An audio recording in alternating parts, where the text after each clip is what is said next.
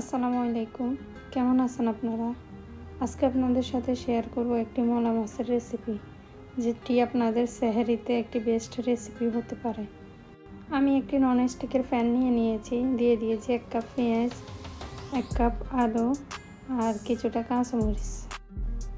আমি কিছুটা কাঁচামরিচ রেখে দিয়েছি, পরে দিয়ে দেব। আর সাথে দিয়েছি স্বাদ মতো লবণ, দিয়ে দিয়েছি পরিমাণ মতো হলুদ গুঁড়া, মরিচ গুঁড়া, সামান্য একটু রাঁধুনি মাছের মশলা, সাথে দিয়ে দিয়েছি ধনিয়া গুঁড়া। সব কিছু দিয়ে এখন আমি দিয়ে দিচ্ছি বেশ খানিকটা তেল দিয়ে আমি দিয়ে দেব বাটা মরিচ। আমি প্রায় 2 টেবিল চামচের মতো বাটা মরিচ দিয়েছি 2 টেবিল চামচ রসুন। সব কিছু দিয়ে ভালোভাবে আমি মশলাগুলোকে মেখে নেব।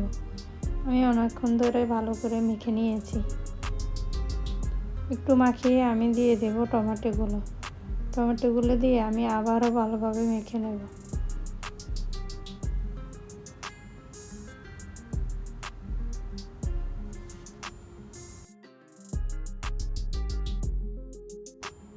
মশলাগুলো ভালোভাবে মাখানো হয়ে গেলে আমি মলা মাছগুলো দিয়ে দেব। আমি এখানে বেশ কিছুটা মলা মাছ নিয়েছি। মলা মাছগুলো দিয়ে আমি আবারও সব কিছু ভালোভাবে মিশিয়ে নেব।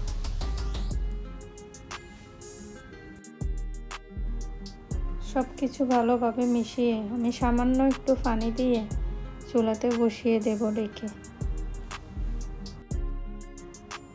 আমি সম্পূর্ণ রান্নাটি ডেকে রান্না করব। মাঝে মাঝে নুসনি দিয়ে ধরে পাতিলের 2 সাইড থেকে ভালোভাবে পাতিলটা ডুলিয়ে দেব। তো আমি এটা কোনো স্প্যাচুলা বা কোনো কিছু দিয়ে নাড়বো না, নাড়লে মাছগুলো ভেঙে যেতে পারে। আমি একইভাবে সম্পূর্ণ রান্নাটি করে নেব। রান্না শেষে শুধু আমি উপর থেকে ধনিয়া পাতা দিয়ে দেব। মাছগুলো কিছুক্ষণ কষিয়ে দিয়ে দেব 1 কাপ পরিমাণের মতো পানি। এই পানিতে আমি পুরো রান্নাটা সম্পূর্ণ করে নেব। আপনারা যদি রোজার মাসের জন্য ছোটো মাছ সংগ্রহ করে রাখতে পারেন, তাহলে এটাই আপনাদের জন্য একটা বেস্ট রেসিপি হবে সেহরিতে। যারা একেবারে নতুন রান্না করতে পারেন না, তারাও এটি রান্না করে খেতে পারবেন। একদম সহজ একটি রান্না।